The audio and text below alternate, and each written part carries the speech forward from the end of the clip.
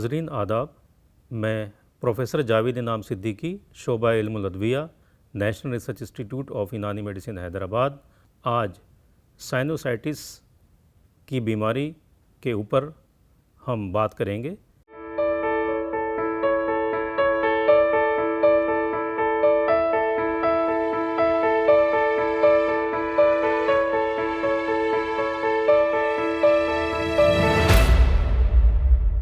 Sinusitis क्या होती है, इसके सबब क्या हैं, ये किस तरह से लाहक होती है और इसके अलामात क्या क्या होते हैं, और अगर साइनोसाइटिस हो जाए तो हम इसकी पहचान कैसे करेंगे और इस बीमारी से बचाव कैसे कर सकते हैं, उसके प्रिवेंटिव एस्पेक्ट यानी कि उसका प्रिवेंशन हम कैसे कर सकते हैं, और इस बीमारी का इलाज मुआवजा क्या होगा, यानी यूनानी नुक्ता नज़रिया से हम इस बीमारी के इलाज को किस तरह से अंजाम दे सकते हैं। साइनोसाइटिस क्या होती है, साइनोसाइटिस किसको कहते हैं? नाजरीन, हमारी जो फेस की बोन्स होती है इसके अंदर बहुत छोटे होलो स्ट्रक्चर्स होते हैं जिनको हम साइनस कहते हैं। ये यहाँ होते हैं, यहाँ होते हैं, यहाँ होते हैं और यहाँ होते हैं। तो ये जो साइनसेस होते हैं नाजरीन, तो जब इन साइनसेस के अंदर इनकी गिशाए मुखाती मुतवर्रम हो जाती है, उनके अंदर इन्फ्लामेशन हो जाता है, तो वहाँ से जो सिक्रीशन सिक्रीट्स होते हैं वो वहाँ इकट्ठा होना शुरू हो जाते हैं, वहाँ जमना शुरू हो जाते हैं और उनका प्रॉपर ड्रेनेज नहीं हो पाता। इस वजह से ये साइनोसाइटिस बीमारी होती है और इसको हम मुतवर्रम साइनसेस के साथ में साइनोसाइटिस कहते हैं। नाज़रीन, अब हम जानेंगे कि आखिर साइनोसाइटिस के सबब क्या क्या होते हैं, साइनोसाइटिस किस तरह से होती है। तो इसके लिए सबसे पहले हमें जानना ये ज़रूरी होता है कि साइनोसाइटिस जो है उसके टाइप्स क्या हैं और साइनोसाइटिस कौन कौन सी तरह की होती है। तो नाज़रीन, बीमारी की मुद्दत के एतबार से साइनोसाइटिस जो है मेनली दो तरह की होती है, एक्यूट साइनोसाइटिस और क्रोनिक साइनोसाइटिस। एक्यूट साइनोसाइटिस के अंदर जो बीमारी की मुद्दत होती है वो बहुत कम होती है, लेकिन शुरू में शदीद अलामात होते हैं। दूसरी साइनोसाइटिस की जो टाइप है वो क्रोनिक साइनोसाइटिस है। क्रोनिक साइनोसाइटिस के अंदर बीमारी की जो मुद्दत हयात है वो लॉन्ग टर्म यानी कि ज़्यादा होती है और वो कभी कभी जो है वो 6 हफ्तों से ज़ायद भी हो जाती है और महीनों और सालों तक भी हो सकती है, इसलिए इसको क्रोनिक साइनोसाइटिस बोलते हैं। नाज़रीन, साइनोसाइटिस जो है दो तरह से हो सकती है। एक तो किसी इन्फेक्शन की वजह से साइनोसाइटिस हो सकती है, दूसरी जो है नॉन इन्फेक्शंस एलर्जेंस की वजह से साइनोसाइटिस हो सकती है। अगर इन्फेक्शन की वजह से साइनोसाइटिस है तो उसमें बैक्टीरिया का इन्फेक्शन हो सकता है, वायरस का इन्फेक्शन हो सकता है और फंगल इन्फेक्शन भी हो सकता है, जिसकी वजह से इन्फेक्टिव साइनोसाइटिस हो जाती है। दूसरी जो नॉन इन्फेक्टिव साइनोसाइटिस है, यानी कि जिसमें इन्फेक्शन नहीं होता है लेकिन कुछ ऐसे एलर्जेंस होते हैं कि जो मुसलसल साइनसेस की जो गिशाए मुखाती है उसके ऊपर इरिटेशन मुसलसल डेवलप करते हैं, इरिटेशन देते रहते हैं, जिसकी वजह से साइनोसाइटिस होती है। तो नाज़रीन, जो इस तरह के जो एलर्जेंस होते हैं उसमें जैसे डस्ट पार्टिकल्स हैं, जैसे पॉलेंस हैं, या जैसे कुछ फ्यूम्स हैं, या जैसे धुआं हैं, तो ये इस तरह की चीज़ें होती हैं जिनकी वजह से साइनोसाइटिस जो है वो अक्सर लाहक होती है। अब नाज़रीन, हम जानेंगे कि आखिर साइनोसाइटिस होने के बाद में इसके क्या अलामात रूनुमा हो सकते हैं, इसके सिम्टम्स क्या क्या होते हैं और कैसे हम जानेंगे कि साइनोसाइटिस की बीमारी जो है से मरीज़ जो है मुब्तला या लाहक हो गया है। तो नाज़रीन, सबसे पहले साइनोसाइटिस की जो अलामात है उसमें कि जो हमारा फोरहेड है और जो नोज़ का एरिया है, यहाँ पे जो है फीलिंग ऑफ हैवीनेस यानी कि बहुत ज़्यादा भारीपन और टाइटनेस महसूस होती है, ये सबसे बड़ी इसकी अलामत है।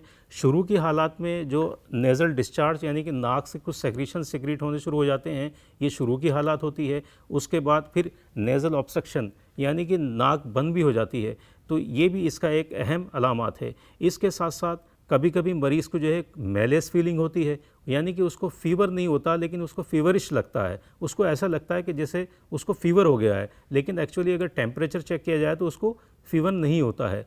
तो नाज़रीन, ये थी साइनोसाइटिस की अलामत। अब हम साइनोसाइटिस के प्रिवेंशंस के बारे में बात करेंगे कि आखिरकार जो है साइनोसाइटिस को हम कैसे प्रिवेंट कर सकते हैं। नाज़रीन, इसके प्रिवेंशंस के लिए सबसे पहले तो यह है कि कोई ऐसा एनवायरनमेंट हो या ऐसी जगह हो कि जहाँ पे बहुत ज़्यादा डस्टी एनवायरनमेंट हो, जहाँ पे डस्ट उड़ रही हो, या कुछ ऐसे गार्डन्स हैं या बहुत सारे ऐसे प्लांट्स का एरिया जहाँ पर पोलेंस बहुत ज़्यादा, जो हवा के अंदर सस्पेंडेड पोलेंस होते हैं, वो बहुत ज़्यादा पोलेंस अगर वहाँ पे हैं, तो ऐसे एरिया को हमें थोड़ा सा अवॉइड करना चाहिए अगर हम कर सकते हैं। क्योंकि इस एनवायरनमेंट में अगर हम इन्हेलेशन करते हैं तो जो डस्ट पार्टिकल सस्पेंडेड्स हैं या पोलन सस्पेंडेड्स हैं, तो वो जो है वो सांस के ज़रिए से अंदर चले जाते हैं, जिसकी वजह से भी जो है साइनोसाइटिस हो जाती है। तो इसी वजह से जो है एक एलर्जिक कंडीशन डेवलप होती है, जिसको एलर्जिक साइनोसाइटिस भी हम कहते हैं। तो बचाव के लिए ऐसे एरिया को थोड़ा सा, ऐसे एरिया से कम गुज़रें, या ऐसे एरिया में अगर गुज़र हो रही है या ऐसे एरिया के हम अगर कांटेक्ट में आते हैं तो थोड़ा मास्क या हैंडकरचिप उसको हम लेकर के ऐसे एरिया के अंदर हम जा सकते हैं। सबसे पहले जो टेम्परेचर वेरिएशंस होती हैं, यानी कि हम किसी ज़्यादा एनवायरनमेंट से किसी कम टेम्पर एनवायरनमेंट में आते हैं, तो इस तरह का ख्याल रखा जाए कि अचानक जो है वो अल्टरनेट टेम्परेचर के एनवायरनमेंट में हम आएँ तो बहुत सोच समझ के आएँ। दूसरी ये है कि जो बहुत ज़्यादा सर्द मशरूब हैं, तो सर्द मशरूब को भी जो है बहुत ही जो है एहतियात से इस्तेमाल करना चाहिए। अगर टेम्परेचर एनवायरनमेंट का ज़्यादा है तो उस वक्त में हम थोड़ी बहुत मिकदार के अंदर सर्द मशरूब ले सकते हैं, अदरवाइज़ जो है सर्द मशरूब के इस्तेमाल को तर्क किया जाए। दूसरा ये है कि अगर सर्दी का मौसम होता है तो सर्दी के मौसम में जो है पूरा प्रोटेक्शन किया जाए। कोल्ड वेव्स हैं, सर्द हवाएं हैं या जो बर्फीली हवाएं हैं, उनसे पूरा फेस का बचाव किया जाए। तो ऐसे में हम कैप का इस्तेमाल कर सकते हैं, स्क्वेरल का इस्तेमाल कर सकते हैं। तो ऐसे एनवायरनमेंट से अगर हम बचें तो भी हम इस बीमारी से जो है वो बचाव कर सकते हैं। दूसरा ये है कि बहुत से लोग ऐसे होते हैं कि जो स्विमिंग पूल में स्विम करते हैं, तो वहाँ पर चूँकि क्लोरीनेटेड वाटर होता है, तो क्लोरीनेटेड वाटर जो है वो नाक में से जाने के बाद में साइनसेस के अंदर पहुँच जाता है, तो बहुत ज़्यादा जो है इरिटेशन डेवलप करता है। तो ऐसे स्विमिंग पूल जहाँ पे वाटर जो है वो जिसमें क्लोरीन की मिकदार ज़्यादा हो, तो ऐसे स्विमिंग पूल में स्विम करने से या नहाने से जो है बचें। तो इस तरह से जो है हम इस बीमारी से प्रिवेंशन हम कर सकते हैं। इस बीमारी के इलाज मुआवजा के बारे में हम बात करते हैं कि आखिर जो है वो इस बीमारी का कैसे ट्रीटमेंट किया जाए। तो जहाँ तक कन्वेंशनल मेडिसिन की बात है, यानी कि एलोपैथिक सिस्टम ऑफ मेडिसिन की बात है, जो एलोपैथिक मेडिसिन और सिस्टम में जो दवाएं इस्तेमाल की जाती हैं उसमें मेनली 3 तरह की दवाएं होती हैं।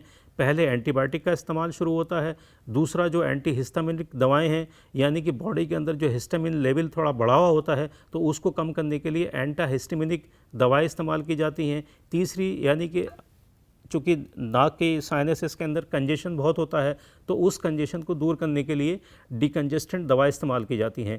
लेकिन क्या होता है कि जब ये दवाएं एक लंबे अरसे तक इस्तेमाल की जाती हैं तो उससे जो पेशेंट की डे टू डे लाइफ है वो डिस्टर्ब होती है। इसके कुछ जो है बुरे असरात भी जो है शुरू होने लगते हैं। तो ये कन्वेंशनल सिस्टम ऑफ मेडिसिन यानी एलोपैथिक मेडिसिन सिस्टम का मेन ट्रीटमेंट है।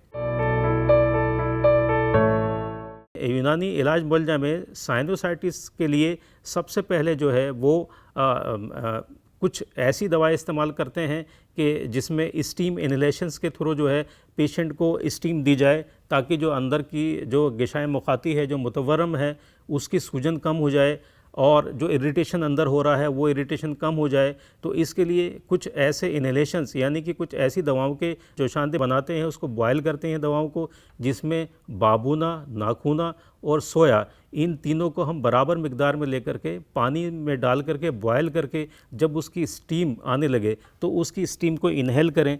तो उससे क्या होगा कि अंदर जो सूजन है या जो अंदर जो इन्फ्लामेशन है वो उससे कम हो जाएगा।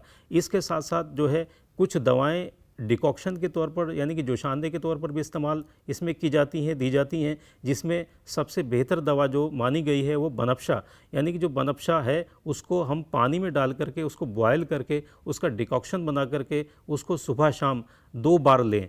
तो 7 दिन लेने या उससे ज़्यादा लेने पर जो है साइनोसाइटिस की बीमारी जो है धीरे धीरे करके इससे दूर होने लगती हैं। इसके साथ साथ कुछ यूनानी के फार्माकोपियल ड्रग हैं जो ऑलरेडी प्रिपेयर्ड ड्रग हैं, जो मार्केट में भी अवेलेबल हैं, तो उनके इस्तेमाल से भी साइनोसाइटिस की इस बीमारी में इस्तिफ़ाज़ा हासिल किया जा सकता है, जिसमें तिरियाक नज़ला है, खमीरा बनफशा है और इतरिफल किशनीज़ी है, इतरिफल उस्ते खुद्दूस है। हब्बे बनफ्शा है। तो ये इस तरह की दवाएँ जो यूनानी की दवाएँ हैं जो मार्केट में भी दस्तयाब हैं और मेडिकल शॉप्स के पे भी दस्तयाब हैं, वहाँ भी अवेलेबल हैं। तो इनके इस्तेमाल रोज़मर्रा के इस्तेमाल से साइनोसाइटिस की इस बीमारी में इस्तिफ़ाज़ा हासिल किया जा सकता है। और national research institute of Unani medicine Hyderabad में साइनोसाइटिस बीमारी के ऊपर कुछ यूनानी की दवाओं को मुंतखब करके उनके ऊपर कुछ तहकीकाती काम भी किया गया है और ये पाया गया है कि ये दवाएं जो हैं साइनोसाइटिस के मर्ज़ में 80% मुअस्सर साबित हुई हैं। तो ये बहुत बड़ी एक कामयाबी है यूनानी दवाओं की। तो मज़ीद इस सिलसिले में ट्रीटमेंट के लिए मरीज़ जो है वो national research institute of Unani medicine आकर के प्रॉपर कंसल्टेशन कर सकते हैं। वहाँ पर प्रॉपर डायग्नोसिस के बाद उनको प्रॉपर मेडिसिन दी जा रही हैं। तो इसके लिए वो national research institute of Unani medicine को कंसल्ट कर सकते हैं। आज की इस हेल्थ सीरीज़ के प्रोग्राम में हमने साइनोसाइटिस के ऊपर बात करी। साइनोसाइटिस क्या है, ये किस तरह की बीमारी है, इसके सबब क्या क्या हैं, ये किस तरह से होती है, इसके अलामात कौन कौन सी होती हैं, अलामात के ज़रिए से इसको हम कैसे पहचान सकते हैं और इससे हम कैसे प्रिवेंशन इसका कर सकते हैं, और यूनानी नुक्ता नज़रिया से क्या इसका इलाज मौलजा है, जो बेसिक इसका ट्रीटमेंट है वो क्या है। हमने आज की इस वीडियो में इनके बारे में जाना। नाजरीन, हम अगली वीडियो में किसी और मर्ज़ के ऊपर उसकी डिटेल लेकर के आपके सामने पेश होंगे। तब तक के लिए खैर बात।